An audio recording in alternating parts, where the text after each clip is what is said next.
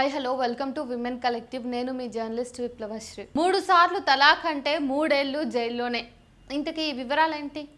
హైదరాబాద్ నగరం టోలీచౌకీకి చెందిన మంజూర్ అహ్మద్కు పెళ్ళై 16 ఏళ్ళు అయ్యింది. వాళ్ళది ప్రేమ వివాహం. పెద్దలు వారి పెళ్లికి ఒప్పుకొని అందరి అంగీకారంతో పెళ్లి చేశారు. ఇన్నేళ్ళు బాగానే ఉన్న అతను ఉన్నట్టుండి మరో మహిళతో తిరగడం మొదలుపెట్టాడు.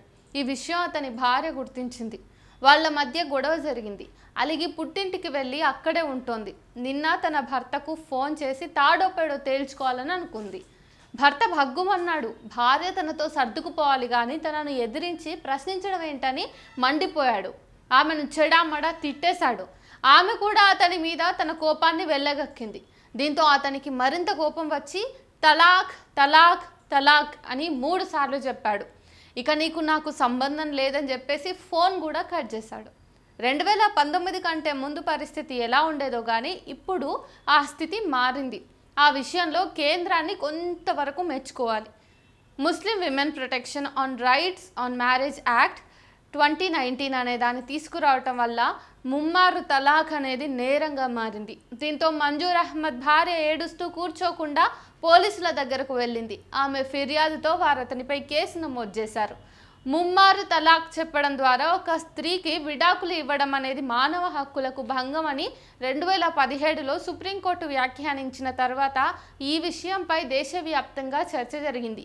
మా మతాచారాల్లో మీరు వేలు పెట్టొద్దు అని ముస్లిం మత పెద్దలు, కొందరు రాజకీయవేత్తలు తీవ్రంగానే స్పందించారు.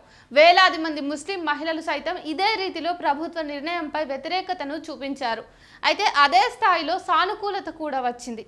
మీ సొంత కూతురికి 3 సార్లు తలాక్ చెప్పి మీ అల్లుడు వదిలేస్తే మీరు ఊరుకుంటారా అని కొందరు వారిని ప్రశ్నించారు. ఖురాన్లో ఎక్కడా ముమ్మారు తలాక్ ప్రస్తావన లేదని, ప్రపంచంలో చాలా ఇస్లాం సంస్థలు ట్రిపుల్ తలాక్ పద్ధతిని వ్యతిరేకిస్తున్నాయని అన్నారు. 2019లో పార్లమెంటులో ఈ బిల్లు ప్రవేశపెట్టినప్పుడు సైతం ఎంతో గందరగోళం అనేది నెలకొంది. కాంగ్రెస్ సహా అనేక పార్టీలు ఈ బిల్లును వ్యతిరేకించాయి.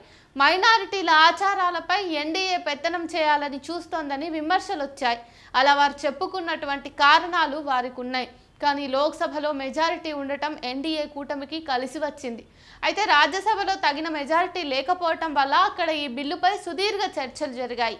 చివరకు బిల్లు పాస్ అయి చట్టం అమల్లోకి వచ్చింది. ఈ చట్ట ప్రకారం మాట, రాత, మెసేజ్, సైగా, వర్తమానం ప్రకారం ఇట్లాంటి ఏ అంశాల ద్వారానైనా తలాక్ చెప్పి విడిపోవడం అనేది నేరం. ఇలా చేస్తే ఆ పురుషుడికి 3 ఏళ్ల దాకా జైలు శిక్ష పడే అవకాశం ఉంటుంది. ఆ వ్యక్తి తన భార్యతో విడిపోవాలంటే తప్పకుండా చట్టం ఏర్పరిచిన విధానాలు పాటించాలి. భార్య, పిల్లలకు తప్పకుండా భరణం, పోషణ ఖర్చులు ఇవ్వాలి. ప్రస్తుతం మన దేశంతో పాటు పాకిస్తాన్, బంగ్లాదేశ్, శ్రీలంక తదితర 23 దేశాలు ట్రిపుల్ తలాక్ విధానానికి స్వస్తి పలికాయి. ఇప్పుడు ఎవరైనా ఒకేసారి ట్రిపుల్ తలాక్ అంటే ఇక జైలుకే.